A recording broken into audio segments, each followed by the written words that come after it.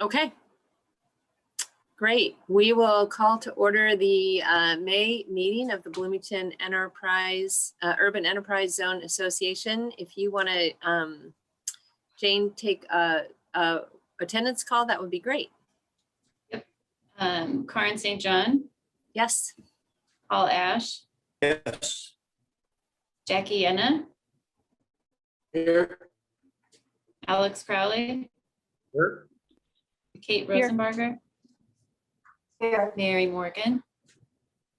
And then I'll call Tracy. We know she's not here. And I see Scott Wright is not with us yet. And then I'm Jane Cooper Smith, staff. And staff, just would the rest of you introduce yourselves? Mary? Alex? Alex Crowley, I'm technically bored, I think, though. Oh, right. Sorry, I skipped you. Okay, so no, I didn't skip you. I'm on top of this. Connor? Historic Preservation Program Manager. Great. And I see Rachel is making her way in, who is our local foods coordinator in ESD and is here for the farm stop. I think that's everybody. Great. Well, welcome everyone. We're really glad you're here, and thank you for your volunteer service on the board of the BUEA, as well as staff's professional service. We really appreciate what you do. I will chair this meeting again, but I'm happy to report that Julie Donham will be returning next month to chair the meeting from her medical leave.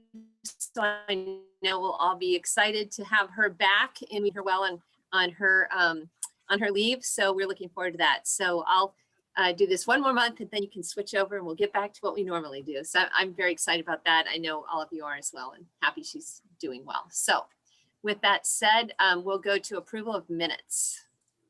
We have minutes in the packet. Can you all see the screen share? Yes. Okay, great. So if anyone has any comments or edits about the minutes or a motion to approve. I move to approve. Second.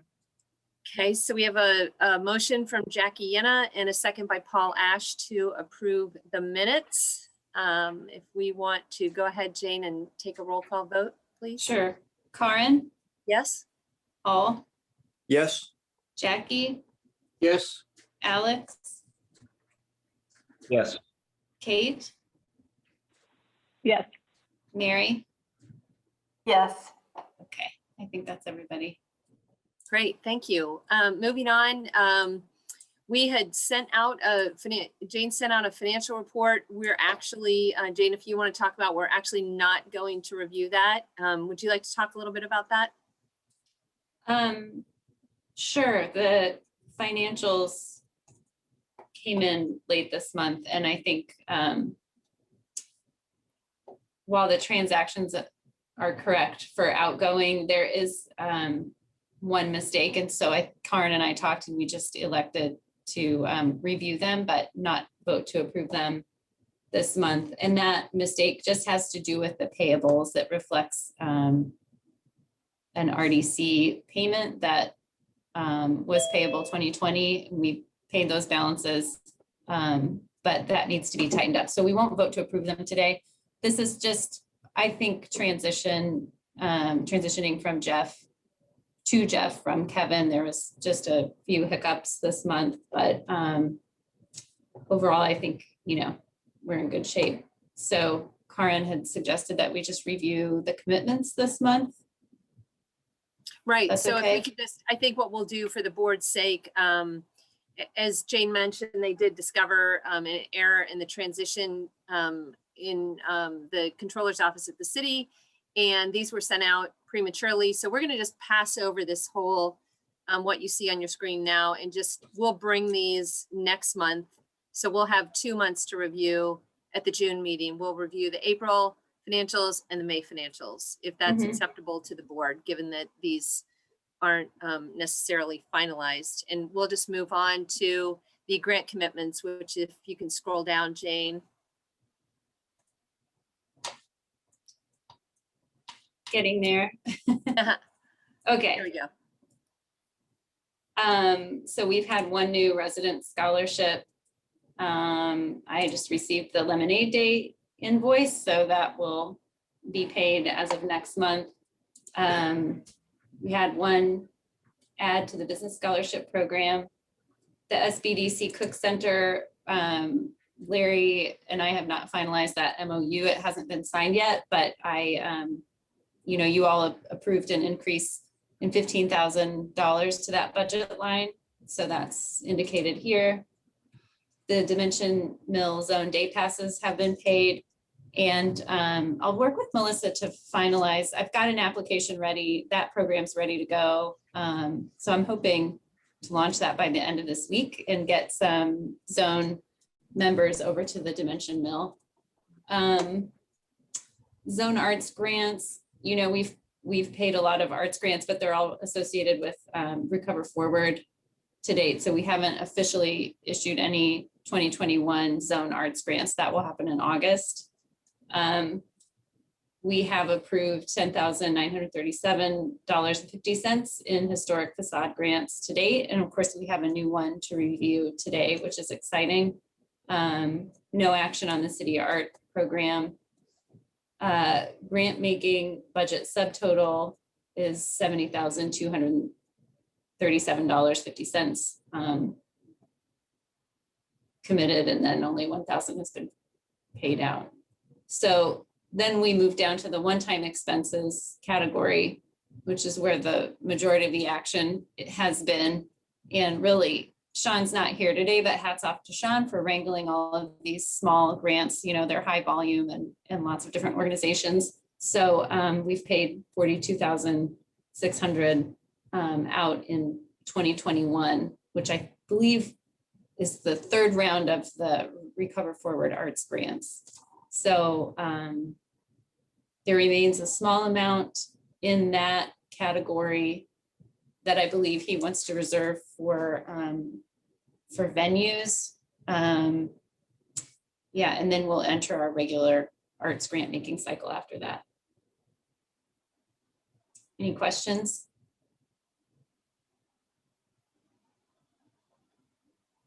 I'm not hearing any questions from the board. I'll just say thank you for keeping on top of this. It's very helpful for us to see as a board what we've approved and what's actually being committed and then going out the door. So we really appreciate that. That's really great. You're going to get the Dimension Mill zone passes going. That's going to be very interesting to see what that does. So we will, if there are no other comments or questions, we will just keep moving on through the agenda. Thanks again, Jane, for doing this. And we'll look forward to the April financials at the May meeting, at the June meeting, along with the May financials. Really appreciate your attention to that. Director's report. I don't really have anything to report today, just that the EZIDs are moving along and we're getting ready to launch the mill day passes. I've been talking with Alex about syncing up grant cycles. So I don't think this is something I would need approval for. I think it would just be a best practice for our grant making. So I think we'll have a cycle in the fall where we will be able to promote the business scholarships and the resident scholarships a little more. So I think we'll try to shift into cyclical grant making, which is what we do for the arts, in order to better promote it and manage it more efficiently. Great. Good. Yeah, so I'm excited about that. Oh, Yeah. and then one follow-up from last meeting. Mary had a couple questions, and I think the board did generally, about some other practices in other enterprise zones. So I have a meeting set up for next week with Troas Hart from Fort Wayne Seed.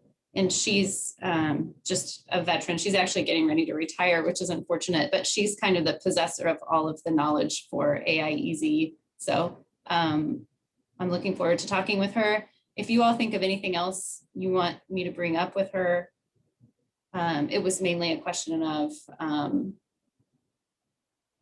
like types of grant funding that other enterprise zones participate in.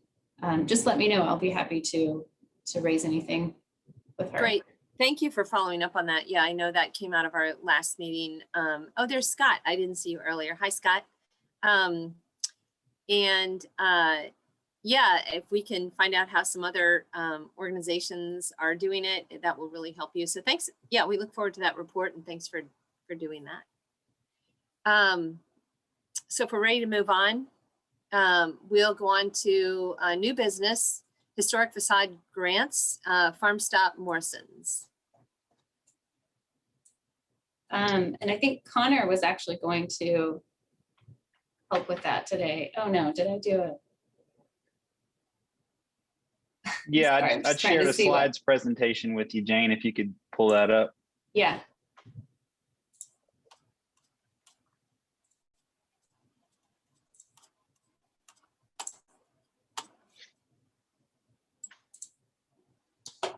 Okay. Here you go. All right. The grant request is for the property at 902 West Kirkwood. It's the old Morrison's appliance store. The applicant is Bloomington Farmstop. They're going to open up a operation there. So you can see some pictures there. I just want to talk about the building first. You can see some pictures they were taken a couple years ago. So yeah, it used to be an appliance store. We know it was built circa 1930. Obviously, it's been modified to some degree. It is rated as contributing on the Bloomington Historic Sites and Structures list, and it is located in the Near West Side Local Conservation District. Just to note, any alterations to buildings in a conservation district do not require a certificate of appropriateness. So this project did not require any kind of review by the HPC or approval by the HPC. As I showed again, the storefront, the frames, doors, and glass are not original. Could you go to the next slide, please, Jane? So the project scope here is they want to replace 6 exterior doors, replace 7 large storefront windows, and I'll show you some pictures here in a second, with multi-light aluminum frame fixed windows that'll be painted black, replace 3 smaller windows.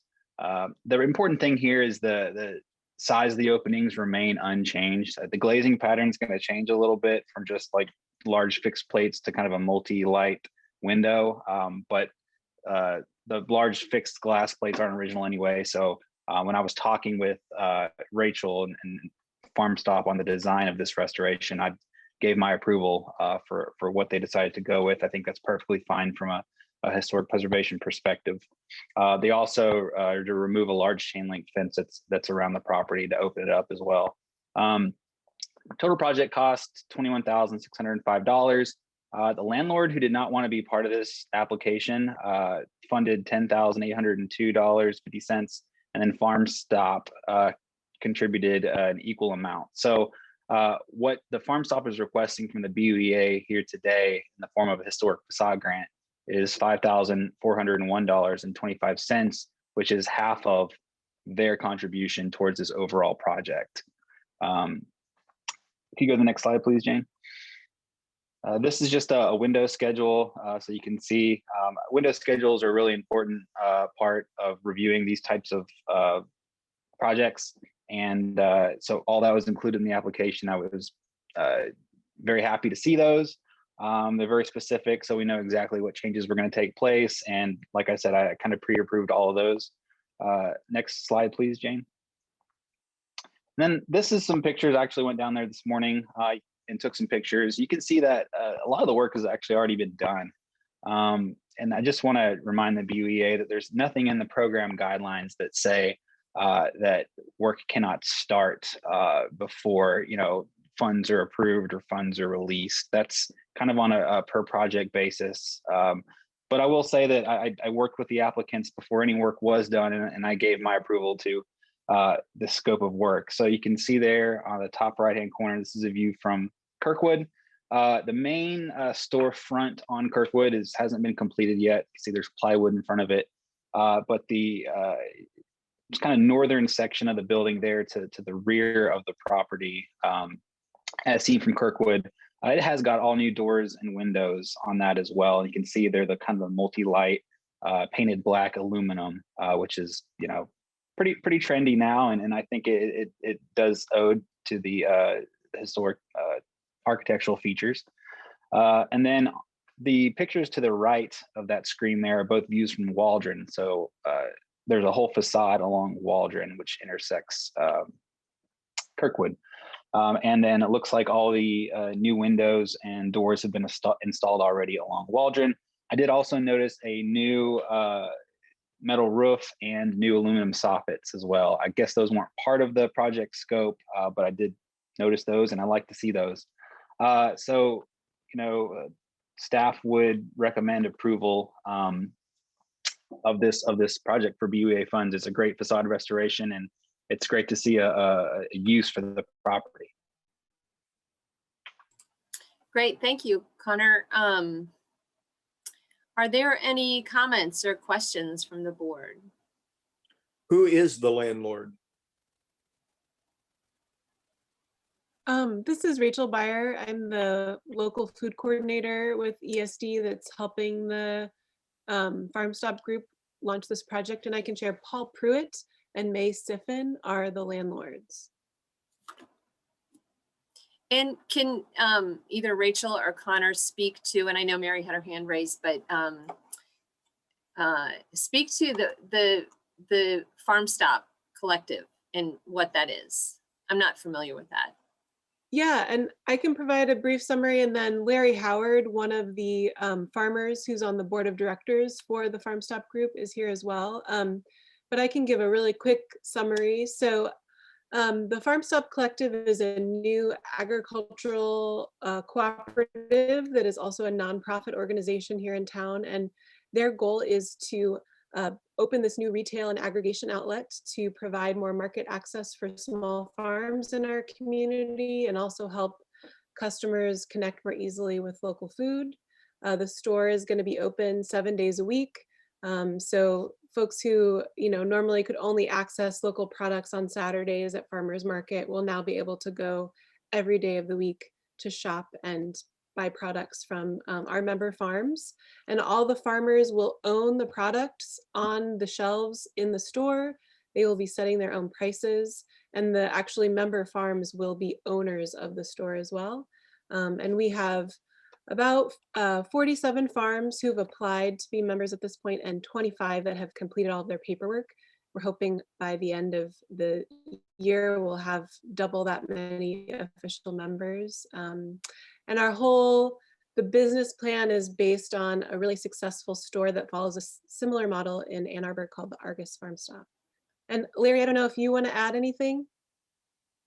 Yeah, I just add that this is a really great opportunity for truly local farmers. We've had a great farmers market here in Bloomington for many, many years. And of course, there have been some disruptions recently, but the unfortunate thing is that the local farmers here in Bloomington and Monroe County are still very, very underrepresented in that market.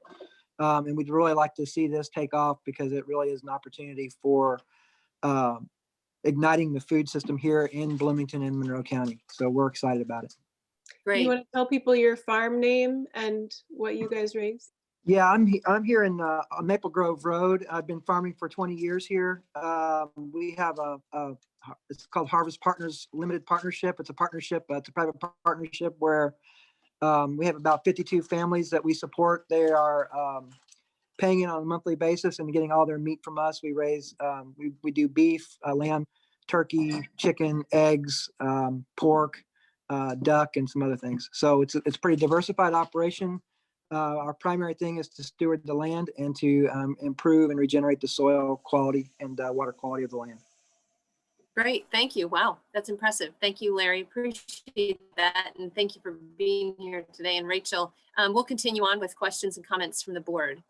Did I see a hand up? Mary, yeah, go ahead. I just wanted to say that this is a really exciting project, and already with the pictures you've shown, that is an amazing improvement to that building. I think many of you knew I lived in Ann Arbor, and the Argus Farmstop was in my neighborhood, and it really was transformative to a derelict property and actually changed the neighborhood and added life and vibrancy. And I I expect that that will be the same here. Larry, thank you so much for your involvement in this. I know it's, it's a lot of work, but it's going to be a great thing for the community. So thank you. Thank you. Great. Yeah, Scott. Oh, yeah, it looks great in terms of the building, and I like the idea. There are a lot of things kind of going on, especially when you talked a little bit before about issues kind of at our local farmers market, like and that type of stuff. So there have been a number of kind of offshoot markets in a sense. And so what I really like to know is, how do you plan on coordinating a general umbrella with the other markets out there that have had this because of what's going on in Bloomington at the farmers market? How are you coordinating with those other folks to make sure that there's some representation as well at the Farmstop? Do you just mean in terms of collaborating with the other farmers markets in town? Is that what you're asking? In a sense, yeah, I'd say collaborating with the other farmers markets in town, yes, but also there's reasons why the other farmers markets exist. So there's social justice, there's rationales, there's certain things that are problematic based on our farmers market, which have caused these other things to kind of crop up. So with respect to the Farmstop itself, I just for myself and for those folks who are out there, I want to know, how do you plan on integrating the other farmers markets out there with their missions and their ideas into your farm market, if that's the case? Scott, I want to make it very clear. I may have misspoke or before when I talked about the Bloomington farmers market. I didn't mean to make it seem like we are associated in any way with that city market. We're not. In fact, all the outreach we've done has been just to local farmers in general. So we've covered the bases in terms of reaching out to all the vendors that we know about, which includes all the different farmers markets and venues that exist in Monroe County. But also, I think there are some other things that you're kind of touching on that Rachel could probably address more in terms of diversity and inclusion in some of our programs that we're looking at in terms of new farmers, socially disadvantaged farmers, and those kinds of things. So I'll let her address those. Well, thank you for that. Yeah. Yeah, I would just say first and foremost that our goal is not to compete with any of the other farmers markets in town. We think the more markets there are for small farms and food artisans, the better. So our goal is to support the existing markets as much as we can, and then provide this additional outlet for all vendors who sell, local food in town to sell their products more than just those few days a week that farmers markets are open. In terms of diversity, equity, and inclusion, it's a really challenging area because we live in a predominantly white community, and unfortunately, agriculture is dominated largely by white farmers. But we have set certain things in our bylaws and vendor policies to try to encourage as much as possible and make it as accessible as possible for farmers of color, beginning farmers, limited resource farmers to be able to become members of this cooperative. And we've stated really clearly that diversity is a really important value of our organization, and we want this store to be a welcoming place for everyone in the community. And our board has completed some training related to that about racism in the food system, and created a really simple baseline equity action plan focused around those issues. And we've done a lot of outreach to the other markets in town to let them know that we're open to collaborating and would really like to work with them as much as they have time for and are interested in. So there's definitely a lot more work that we need to do.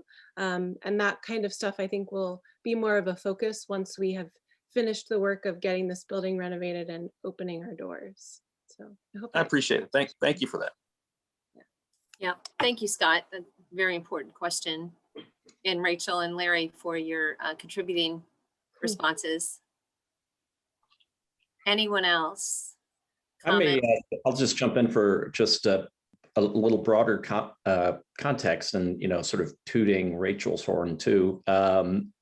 Rachel's been hard at work for several years in a USDA partially funded grant that's also funded by the city. Did a lot of research evaluating the food system, both on the grower side and on the buyer side.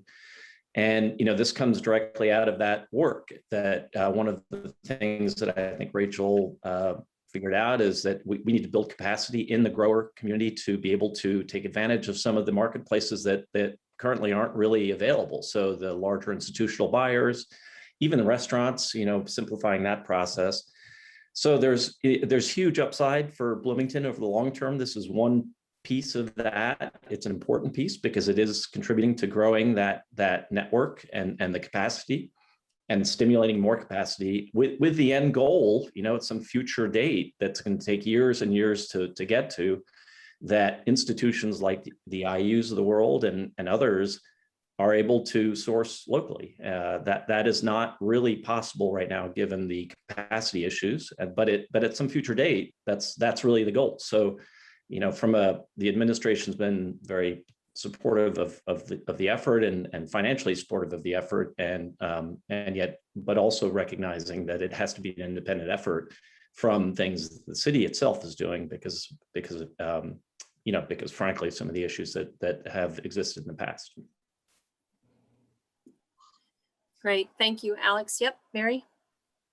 Will the city be involved in some way indefinitely, or is there a kind of path toward complete independence? So right now, the Farmstop is a fully independent organization. It's its own nonprofit that's been incorporated with the state of Indiana. The city has provided startup grant funds and then my time in the startup facilitation. And I will probably continue to be involved throughout the rest of this year. But by the end of 2021, I will be phasing out. And I'm actually, once the store opens, my involvement will be changing and, this new staff will be taking over more of that work. Thank you. Anyone else?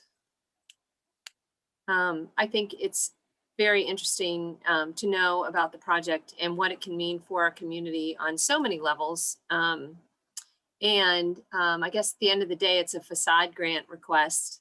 So focusing back onto that, are there any comments, concerns, a motion about for approval of this facade grant?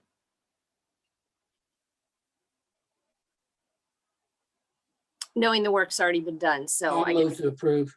Okay, Jackie approved, or motion to approve. A second? Second. I don't know who said second. Was that you, Scott? Sure. Yep. Okay, Scott second. Paul third. If there's such a thing. I project.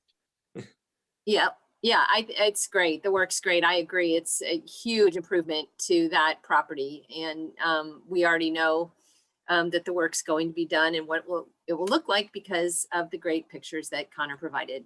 So good job on that. So Jane, if you'd like to take a roll call. I'd be happy to. So Karen St. John. Paul Yes. Ash. Yes. Jackie Yana. Yes.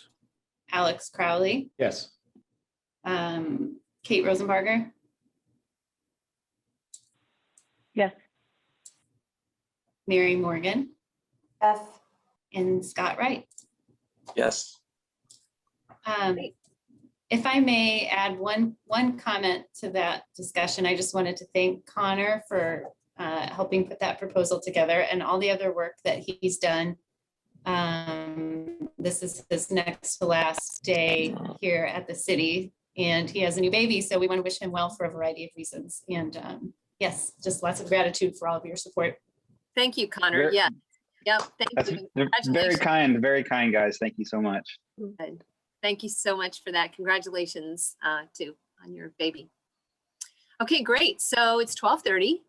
We're going to try and get done by 1 so Jackie can leave and run to the airport, I think, or something like that. I don't remember what that was. So let's move on to the extension of RRF loan terms. I think that's you, Jane. Could I just interrupt really quickly and thank you all very much? And I'm gonna duck out since this portion of the meeting is over. Yes. But I really appreciate everyone's support for this project for the Farmstop, and thank you guys. Yeah. Great. Thanks, Rachel. Thanks, Larry. Thank you, Rachel. Likewise. Thank you so Nice much, meeting guys. you. Appreciate it. Yep. Bye. Thank you, Larry. Thanks, Rachel. Can you all see my screen share okay? Mhm. Okay, great. I included this memo in the meeting packet today to lay out what city staff, what we believe are the final terms for the RRF loan program. So you may remember that this program was launched in 2020. The BUEA added $350,000 to the pool of funding, along with $2 million in food and beverage tax funds. We've loaned, I think, just over $1.8 million. Let's see what the actual total is. Yeah, 1.8 total out into our community in response to the COVID pandemic in order to help stabilize businesses. We quickly understood that businesses were using this not as a like very short-term bridge loan while they awaited their federal funding, but they wanted to hang on to this funding for the full term of the loan. So we weren't really anticipating that early on. So in July of 2020, staff went before, staff made a recommendation to Common Council that we extend the terms of the grace period by 6 months. So that would make the initial payment due June 1st, 2021, coming up very quickly, but keeping the remaining 30-month repayment window of the loan. And then we notified the BUEA of that amendment in August during the course of our meeting. Since that time, staff has received a lot of feedback from businesses that were concerned about not being able to, recoup losses and be in a good financial position and a good enough financial position to also take on the burden of loan payments during June 2021. They were, especially like in November, December, looking at the holiday seasonal sales and seeing that, they were gonna limp along, but they just weren't going to be super well positioned. So we were lobbied to again extend the loan repayment terms. So city staff made a recommendation in January that was approved by obviously the mayor, office of the controller, and then we again notified council that the payment terms would be of the food and beverage component would be extended. I'm sorry, I'm going too quickly. So the grace period would be extended to June of 2022. So first payment would be due June 2022. And then the loan term, the repayment term would be extended from 30 months to 48 months. So a significantly longer repayment term because we really wanted to make sure that we're supporting the businesses, not burdening them with these repayments. We wanted them to be able to repay it. So just as an example, a $50,000 loan in the original repayment schedule would be $1,710 a month. And then under the new terms, it would be $1,083 a month. So it's quite a bit more manageable. So then today I'm presenting this memo to you in hopes that we can vote to approve the extension of these terms. In the past, we had just notified the board of the extension, but I think just in an effort at being thorough and because this is a significant extension, we wanted to actually have a board vote on this item today. Larry, do you want to add anything to this presentation? No, that was perfect. Okay, I'd be happy to take questions.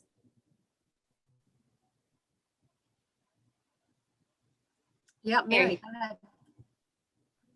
Jane, is there any discussion for these loans and the others of converting them to grants with the ARPA? There is at a broad level, we've talked about including potential loan forgiveness as part of our American Rescue Plan funding package. We're not negotiating those programs quite yet. So it's pretty abstract at this point. So for today, this this does not consider forgiveness at all. Weigh in on what that timing looks like for us.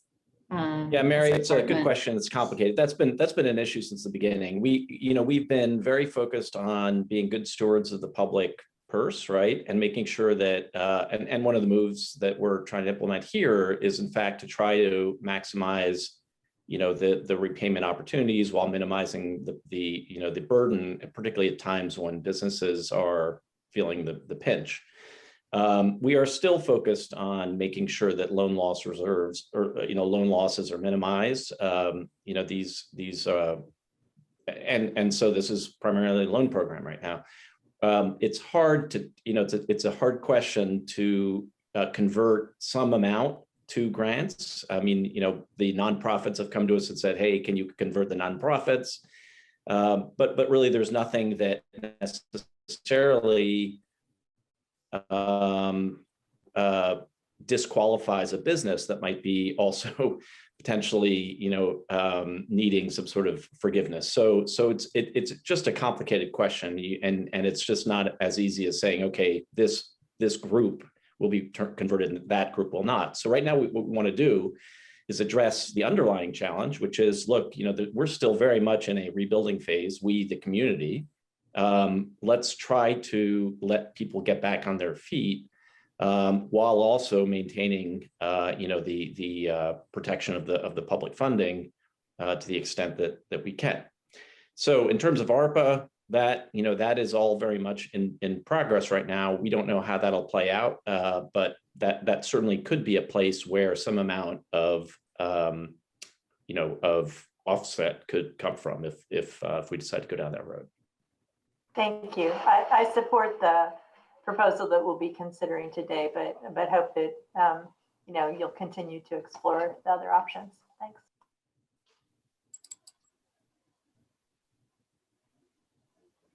Anyone else? Oh, sorry.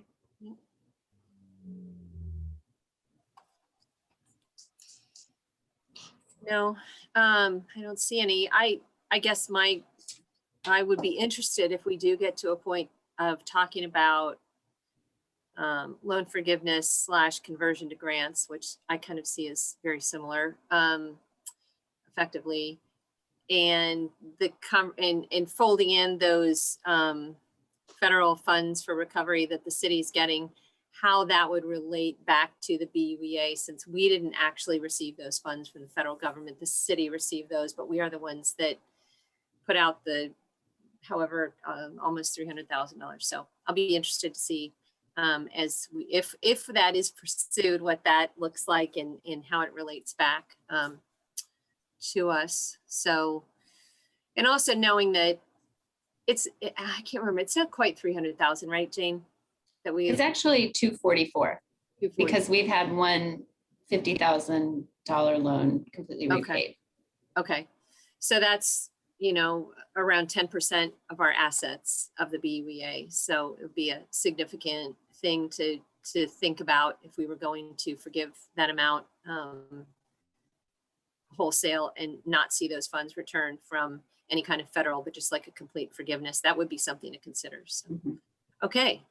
So is there a motion for adjusting these loan terms as presented by Jane and staff here, from the increasing the grace period to another year out, and then increasing the repayment period to 48 months for a total loan term of 72 months from the original amended 42 months. And to be clear, for all the loans that currently exist and loans going forward, the repayment start date will be June 1st, 2022, regardless of when the loan is issued. So if we issue a loan in July of this year, its repayment start date will be June 1, 2022. Yep.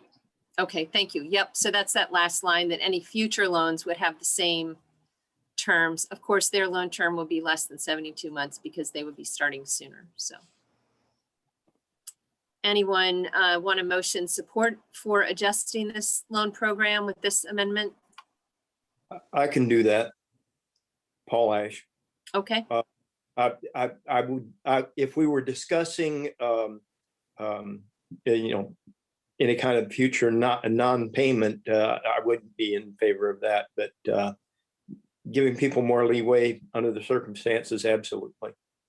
so your motion is in favor of amending the terms as presented here in the packet. Yes, please. Okay, thank you.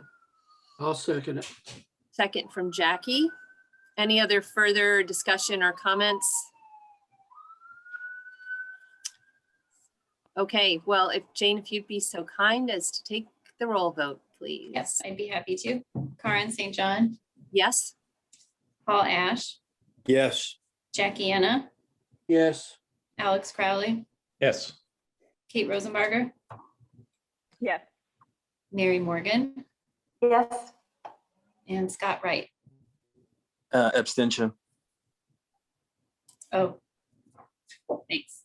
Scott is a borrower, and so I think, are you abstaining in Yes. just case of conflict of interest? yeah, Okay, that seems appropriate. Thank you, Scott. thanks. Didn't realize that. Thank you for voicing that.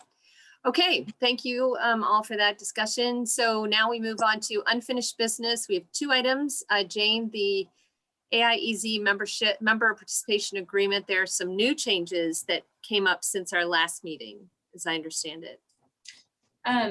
Yeah, and Larry can speak to these, but I reported Sorry, back that's Larry. to, Yep. that's okay, to the AIEZ shortly after we approved, and they had late changes come in that were granted. And Larry can discuss those. Yep, Yeah, thank you, Larry. They were just two relatively minor changes. I'm not sure how much they added or subtracted to the contract as we approved it for a final contract. The two changes were Section 2 is mostly just reformatted. Actually, it looks like the language there largely was kept the same, except that it added the phrase through the budget process. So originally the language in Section 2 was the membership fee, the second sentence that's highlighted there. The membership fee shall be calculated annually by IEZ through member UEAs. And instead they added through the budget process, which is, yep, that's exactly when you would recalculate the fee and the process you would do it. So that's fine. And then Section 1D, they added just the statutory requirement that the maximum fee could not exceed 1% of the tax credits received in an additional year. Again, that's a protection that's already in law, but they just went ahead and memorialized it in the agreement. And those are the only two changes from the last time you all saw this. So it's pretty straightforward, but nothing we're concerned about. Okay, thank you, Larry. Any comments from the board, questions? We'll need to vote to approve this, basically revote kind of, since there is those small changes as Larry pointed out. Does anyone have a comment or question? Or motion of approval as presented? Motion to approve. Okay, is that from Scott? Yeah. Great, we have a Nope. motion from Scott, Second. second from Paul. Okay, thank you both. Seeing no one else raising their hand, Jane, if you want to do a roll vote, that'd be great. Me too. Karen, Yes, Paul, Yes. Jackie, Yes. Alex, Yes. Kate, Yes. Mary, Yes. and Scott. Yes. great. Thanks. Thanks, everyone. And we're back to Larry for the bylaws. As you recall, these were on our agenda last month. They're a 2-meeting review process. So this is our second. The first was the review. This would be the second review and potentially vote for approval. So Larry, if you'd like to go ahead. Yeah, so you've seen this language now for the statutory required amount of time because you considered it last meeting. This would be the vote to approve it and to give staff permission to file this with the Secretary of State. So just as a reminder, the updates to the Articles of Incorporation and bylaws were a couple of items. One, to update the code references because it was recodified. The UEA statute was recodified in Indiana code. So we updated those references because they They were fixed in the original articles of incorporation and bylaws. So one of the things we did is we go ahead and cite the correct code, but we also added the language or its codified successor so that we don't get into the same issue where it's stuck in a particular time period if there's a reorganization of the code in the future. And then just to recognize that a 12th director was added to the UEA, and that was the representative of organized labor of the building and trades. There was a little bit of a language change for a representative of the UEA Corporation, which we also just updated. That reflects the updated the code, but that was a membership, a directorship rather, that existed prior. And then we made those, we just mirrored those changes in the bylaws as well as the articles of amendment. And I will give one update in terms of, we talked about electronic meetings and participation in that. And originally we were going to go ahead and have those policies this time. The reason why we don't is one of the things we're hoping to do as staff is actually create uniform electronic meeting policies among the boards and commissions for the city of Bloomington. And so that's one of the things we're looking at, is to make sure that whatever language we have and put before the BUEA would be mirrored in the other boards and commissions that would have to follow the same procedures. And that just kind of simplifies everything and makes sure that we're doing it the same way and that we have the best practices that we've sorted out in the city to do that. So there's no confusion among staff or among any board members as we kind of come together in this brave new world of hybrid in-person virtual meetings, which is kind of a great thing for access, but also creates, the General Assembly has created some interesting rules for us to follow. So if there are any questions, I'm happy to answer any of them, of course, about these changes. Thanks, Larry. Are there any questions or comments from the board? Yep, Mary. Larry, what is the time frame, do you think, for going back to hybrid or going to a hybrid format, and when do you expect to have the policy ready?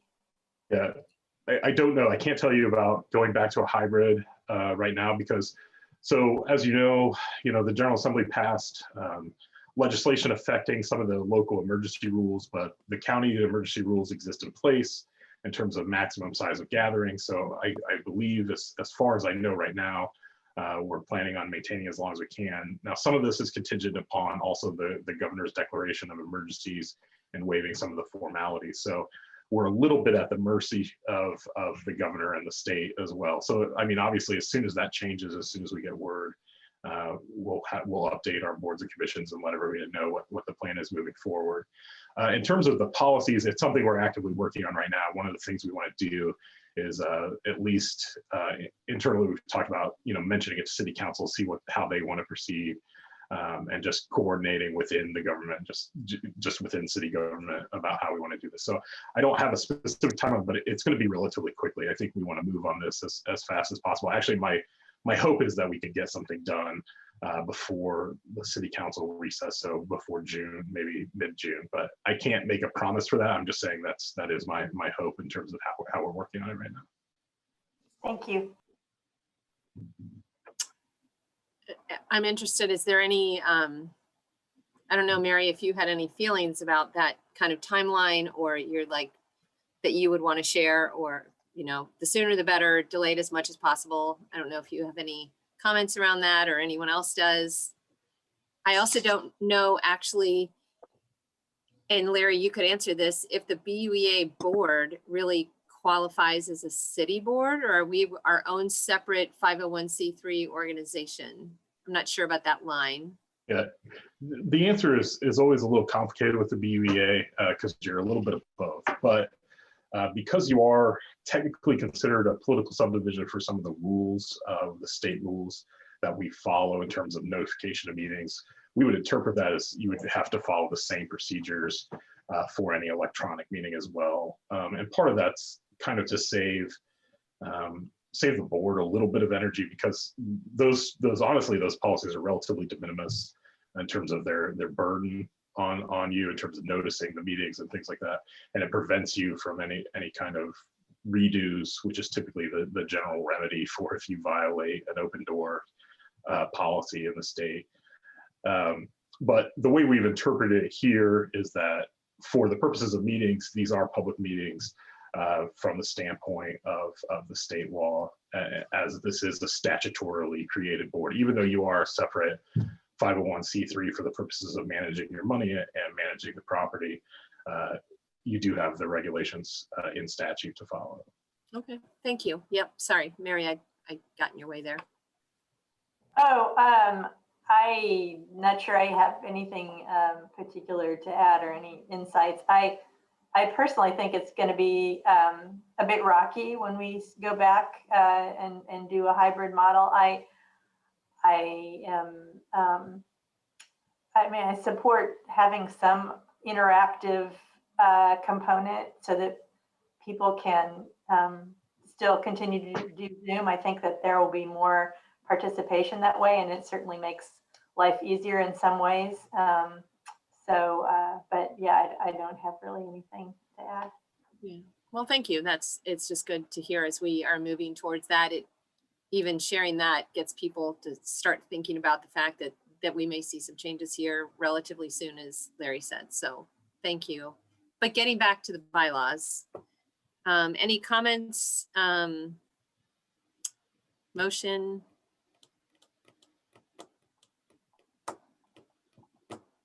Nobody likes them. No. I'll move to approve.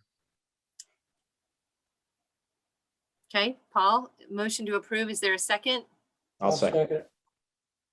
I think on mine, it shows that Alex Crowley's square lit up first. So, so we'll say Alex is a second. Any further comments? Not seeing any. Jane, if you want to do the vote, roll call vote. Yep. Karen, Yes. Paul, Yes. Jackie, Yes. Alex, Yes. Kate, Yes. Mary, Yes. and Scott. Yes. Okay, so those passed. Terry, thank you so much, and Jane, for your work on those. It's very reassuring to have those updated. So we really appreciate that. And we'll look forward to hearing from you, Larry, about the electronic meetings and guidelines and what you'd like us to do. So thank you for that.